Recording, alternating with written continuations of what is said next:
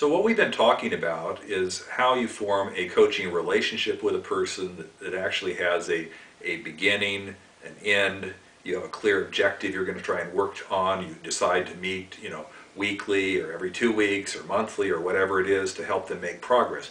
That's what we call a coaching relationship. And it's a very powerful process to help people get traction and to be able to move forward on what God has called them to do.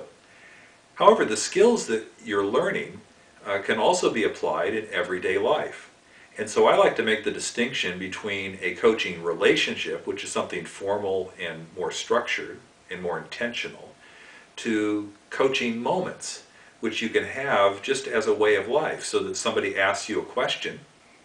Instead of just giving them an answer, you could say, well, what do you think? And just sit and chat with them a bit and use some coaching processes to help them begin to process things and unpack some of their thinking before you give input.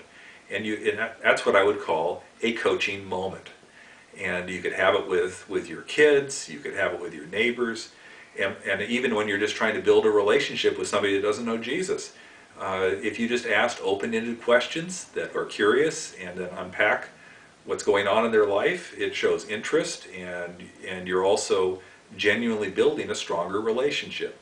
So these coaching skills and processes are not restricted just to formal coaching relationships. It can be a way of life.